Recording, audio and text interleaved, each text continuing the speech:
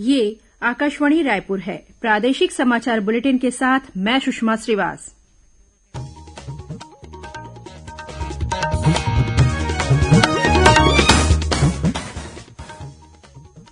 और अब पेश है आज के मुख्य समाचार।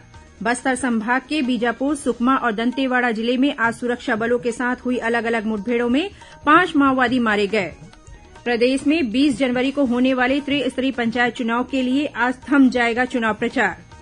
परीक्षा पे चर्चा का 5वां संस्करण फरवरी में आयोजित किया जाएगा और उत्तर से आ रही हवाओं के कारण प्रदेश में फिलहाल ठंड बरकरार रहेगी। सरगुजा संभाग के कुछ इलाकों में कल भी शीतलहर जैसी स्थिति बने रहने की संभावना।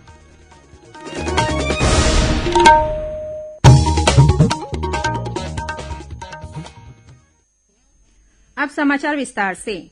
बस्तर संभाग के बीजापुर, सुकमा और दंतेवाड़ा जिले में आज सुरक्षा बलों के साथ हुई अलग अलग मुठभेड़ों में 5 माओवादी मारे गए, जिनमें 2 महिलाएं भी शामिल हैं। इस मुठभेड़ में तेलंगाना स्टेट कमेटी का माओवादी कमांडर सुधाकर भी मारा गया है। सुरक्षा बलों को सूचना मिली थी कि तेलंगाना और छत्तीसगढ़ के सीमावर्ती क्षेत्र में पेरूर, इलमिड़ी और उसूर इलाके में स्थित पहाड़ी क्षेत्र में बड़ी संख्या में सशस्त्र माओवादी मौजूद हैं। इसके बाद तेलंगाना राज्य की ग्रे हाउंड फोर्स, केंद्रीय रिजर्व पुलिस बल और जिला रिजर्व गार्ड की संयुक्त टीम ने इस इलाके में तलाशी अभियान चलाया। इस बीच सेमल डोडी और पेनुगोलू गांव के पास सुरक्षा बलों और माओवादियों के बीच मुठभेड़ हुई। मुठभेड़ के बाद घटनास्थल से एक महिला सहित 4 माओवादी के शव बरामद किए गए हैं। इस मुठभेड़ में ग्रे हाउंड फोर्स का एक जवान भी घायल हुआ है, जिसे इलाज के लिए हेलीकॉप्टर से वारंगल ले जाकर अस्पताल में भर्ती कराया गया है। मुठभेड़ स्थल के आसपास सघन तलाशी अभियान चलाया जा रहा है। एक अन्य घटना में दंतेवाड़ा और सुकमा जिले के सरहदी इलाके में स्थित कटे कल्याण क्षेत्र में मारजूम के जंगलों में सुरक्षा बलों के साथ हुई मुठभेड़ में एक महिला माओवादी मारी गई है। सुरक्षा बलों ने महिला माओवादी का शव मुठभेड़ स्थल से बरामद कर लिया है। मुन्नी नामक यह महिला माओवादी संगठन में एलजीएस कमांडर थी। अंतिम समाचार लिखे जाने तक इलाके में सर्च ऑपरेशन जारी था।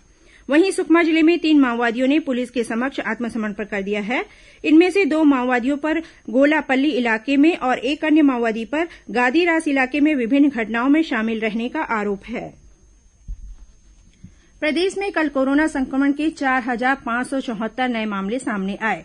इनमें रायपुर जिले में सबसे अधिक 1,208 मरीज मिले हैं। इस समय प्रदेश भर में करीब 32,000 मरीजों का विभिन्न अस्पतालों या होम आइसोलेशन में इलाज चल रहा है।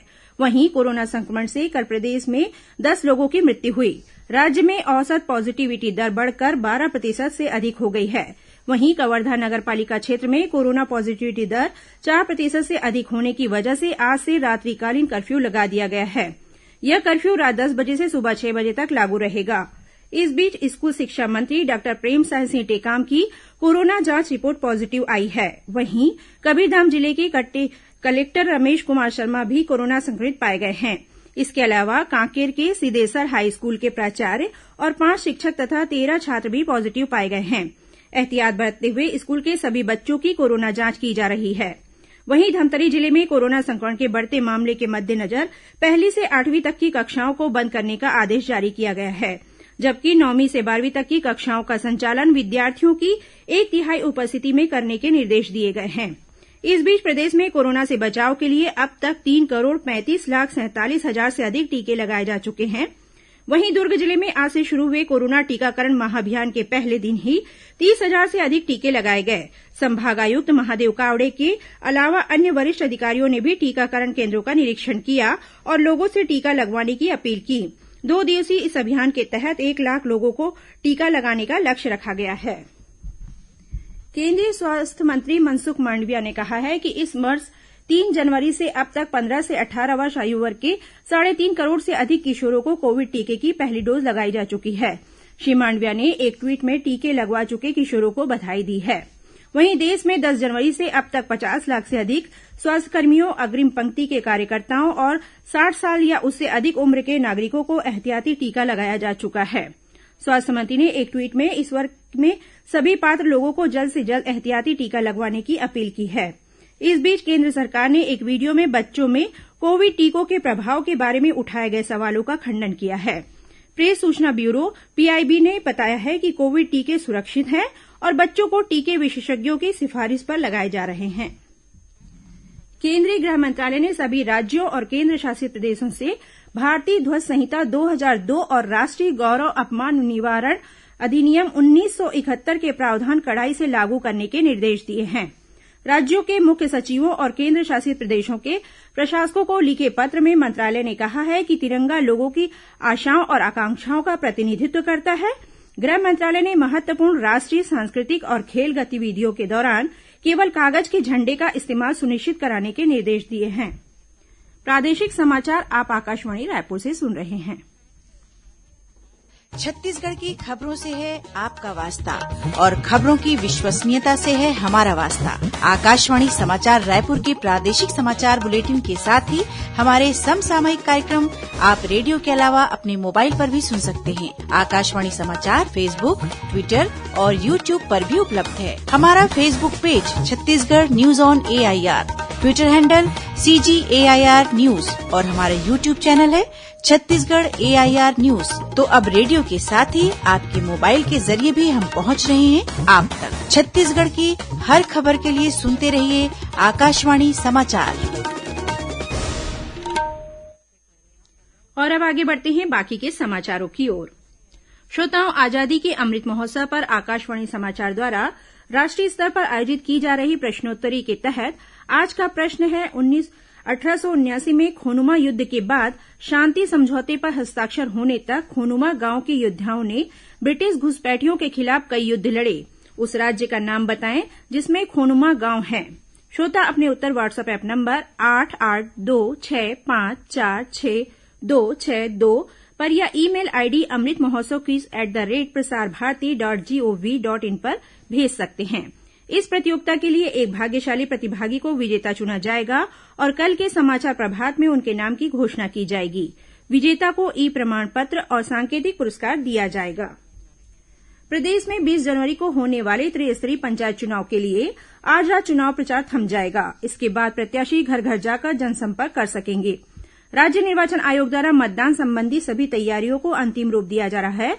आम और उपचुनाव के तहत पंच के 330 पदों के लिए 733 उम्मीदवार चुनाव मैदान में हैं। वहीं सरपंच के 152 पदों के लिए 455, जनपद सदस्य के 27 पदों के 88 और जिला पंचायत सदस्य के 3 पदों के लिए 12 प्रत्याशी अपनी किस्मत आजमा रहे हैं। पंचायत चुनाव के लिए कुल 1066 मतदान केंद्र बनाए गए हैं। हर केंद्र में मतदान दल के साथ 2 सुरक्षाकर्मी और 1 स्वास्थ्यकर्मी तैनात रहेंगे। परीक्षा पे चर्चा का 5वां संस्करण फरवरी में आयोजित किया जाएगा। परीक्षा पे चर्चा प्रतियोगिता पिछले साल 28 दिसंबर से 20 जनवरी तक MyGOV पोर्टल पर शुरू की गई थी। इस प्रतियोगिता के विजेताओं को परीक्षा पे चर्चा में भाग लेने के लिए व्यक्तिगत रूप से बुलाया जा सकता है। उन्हें प्रधानमंत्री नरेंद्र मोदी से बातचीत का मौका भी मिल सकता है। प्रतियोगिता में शिक्षक भी भाग ले सकते हैं। सशस्त्र सेना झंडा दिवस कोष में सराहनीय योगदान के लिए दुर्ग जिले को सम्मानित किया गया है। राज्यपाल अनुसुईया उइके ने इसके लिए दुर्ग के जिला कलेक्टर डॉक्टर सर्वेश्वर नरेंद्र भूरे को सम्मानित किया। कलेक्टर को बधाई देते हुए राज्यपाल ने कहा कि सैनिकों से जुड़े हुए विषय पर इतनी तत्परता से कार्य किया गया है। यह सराहनीय पहल है। इस कोष के माध्यम से पूर्व सैनिकों की जरूरत पूरी करने की दिशा में सहयोग मिलता है।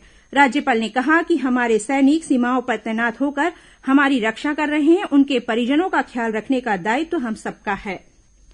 महासमुंद जिले के पिथौरा क्षेत्र में झोपड़ी में आग लगने से एक दंपत्ति की मौत हो गई। मिली जानकारी के मुताबिक सोनासिली गांव में बीती रात ठंड से बचने के लिए एक दंपत्ति घर में अलाव जलाकर सो गए थे। इसके बाद इस अलाव की लपटों से झोपड़ी में आग लग गई। इस आगजनी में दोनों की मौत हो गई। अब पैसे मौसम का हाल। उत्तर से आ रही हवाओं के कारण प्रदेश में फिलहाल ठंड बरकरार रहेगी। वहीं सरगुजा संभाग के कुछ इलाकों में कल भी शीतलहर जैसी स्थिति बनी रहने की संभावना है। मौसम विभाग के अनुसार राज्य में हवाओं की दिशा में बदलाव हो चुका है, जिसके कारण उत्तर से ठंडी और शुष्क हवाएं आ रही हैं। न्यूनतम तापमान में गिरावट अपनी चरम स्थिति पर है। कल राज्य के कुछ इलाकों में हल्के से मध्यम घना कोहरा छाया रहेगा। अब कुछ खबरें संक्षिप्त में। राज्यपाल अनुसुईया उइके ने प्रदेश में बढ़ती ठंड को देखते हुए श्रमिकों, सुरक्षाकर्मियों, राजभवन के चतुर्थ श्रेणी के कर्मचारियों को कंबल वितरित किए। इस अवसर पर उन्होंने सामाजिक संस्थानों से आग्रह किया है कि वे जरूरतमंदों की मदद के लिए सामने आएं। निलंबित आईपीएस अधिकारी जीपीसी को आज रायपुर में विशेष न्यायाधीश लीना अग्रवाल की कोर्ट में पेश किया, जहां से न्यायालय ने उन्हें 14 दिन के न्यायिक रिमांड पर जेल भेज दिया है। कोंडागांव में आदिवासी विकास शाखा द्वारा पोस्ट मैट्रिक छात्रवृत्ति के लिए ऑनलाइन आवेदन करने की अंतिम तिथि बढ़ाकर 24 जनवरी कर दी गई है। कोरबा मेडिकल कॉलेज में जीवन दीप समिति के कर्मचारी अपनी वेतन और नियमितीकरण की मांगों को लेकर अनिश्चितकालीन हड़ताल पर कर रहे हैं। इसके चलते अस्पताल पहुंचने वाले मरीज परेशान हो रहे हैं। रायगढ़ जिले के खरसिया क्षेत्र में चारपहिया वाहन की टक्कर से मोटरसाइकिल सवार एक महिला की मौत हो गई, जबकि एक बच्चे सहित 2 अन्य घायल हो गए हैं। गरियाबंद के सिटी कोतवाली थाना क्षेत्र से 54 किलो गांजे के साथ 2 आरोपियों को गिरफ्तार किया गया है। बताया जाता है कि चारपहिया वाहन में खुफिया जगह बनाकर यह गांजा ओडिशा से रायपुर लाया जा रहा था और जसपुर पुलिस ने करीब 4.5 लाख रुपए कीमत के गांजे के साथ एक आरोपी को गिरफ्तार किया है। यह गांजा ओडिशा से अंबिकापुर ले जाया जा रहा था। अंत में मुख्य समाचार एक बार फिर। बस्तर संभाग के बीजापुर, सुकमा और दंतेवाड़ा जिले में आज सुरक्षा बलों के साथ हुई अलग अलग मुठभेड़ों में 5 माओवादी मारे गए। प्रदेश में 20 जनवरी को होने वाले त्रिस्तरीय पंचायत चुनाव के लिए आज थम जाएगा चुनाव प्रचार। परीक्षा पे चर्चा का 5वां संस्करण फरवरी में आयोजित किया जाएगा और उत्तर से आ रही हवाओं के कारण प्रदेश में फिलहाल ठंड बरकरार रहेगी। सरगुजा संभाग के कुछ इलाकों में कल भी शीतलहर जैसी स्थिति बने रहने की संभावना। प्रादेशिक समाचार बुलेटिन समाप्त हुआ। नमस्कार।